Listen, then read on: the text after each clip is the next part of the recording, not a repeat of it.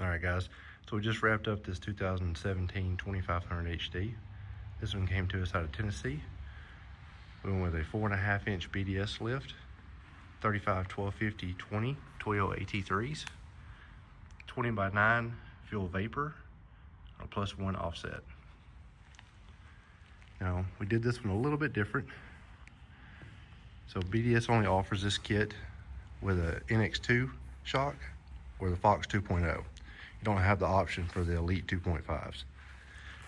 So we paired this kit with the Elite 2.5 shocks that typically come on the 2020 and newer trucks. And that's going to give you the option for the low speed and high speed adjustments here. So obviously it's going to give you your reservoir and your bigger body. So it's just a better performing shock than what your 2.0 is going to be. And you'll also notice that we use the Kryptonite upper control arms. The BDS upper control arms were designed for their coilover conversion.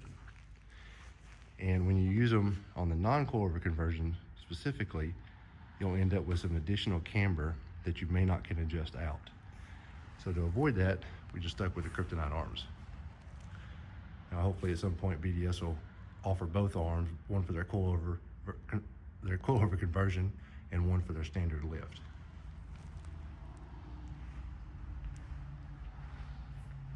We also did the Cognito pitman and idler arm braces, as well as the BDS steering stabilizer.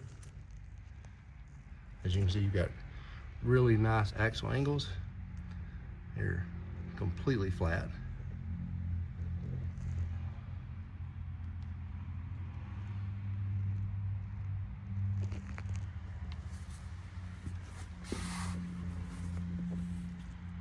While we were in there, we also replaced some of the suspension components, changed the lower ball joints, pitman arm, and idler arm, as they were showing some excessive slack. So we took the opportunity while we had it apart to go ahead and fix that.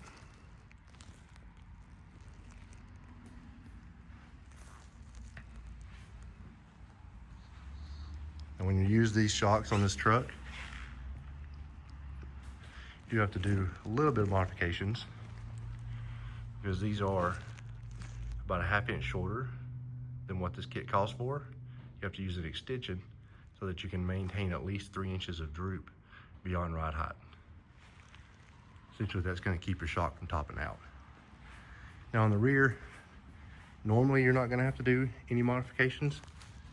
They're normally going to be a direct bolt. But with this truck, he had 5-inch exhaust.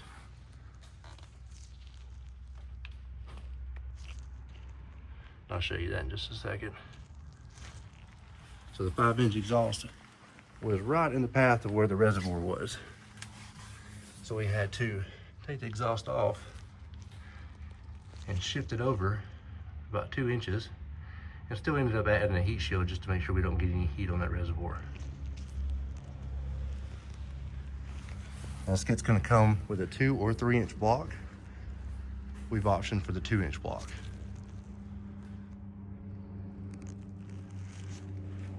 You could run the 3-inch and then adjust the torsion up to match, or you could run the 3-inch and have it a little bit higher in the rear. It really just comes down to the look that you like.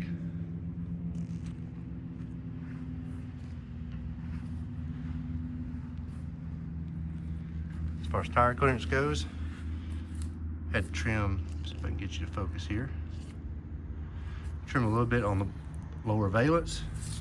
Some of your inner liner was already trimmed through here, so we just trimmed it a little more, tried to straighten it up. And then the very inside edge of the bumper, see if I can get that to focus.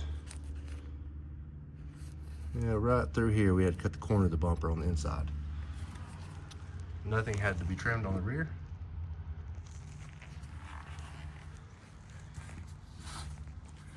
I don't know if I've already mentioned this or not, but this is a non-torsion drop kit, which keeps the torsion bars up in the factory frame rails.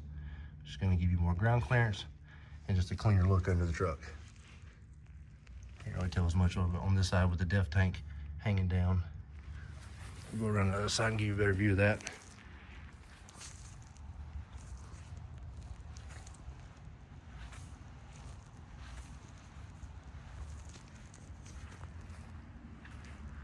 So as you can see, you don't have the torsion bars hanging down below the frame rail.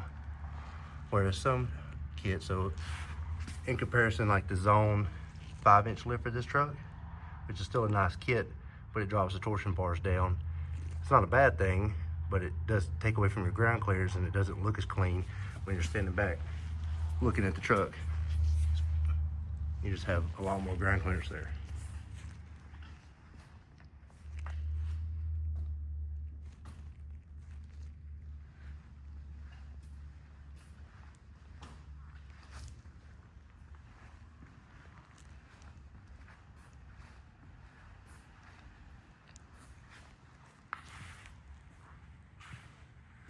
All right, guys, that's gonna be on this one. Make sure you like the video, subscribe, stay tuned for more.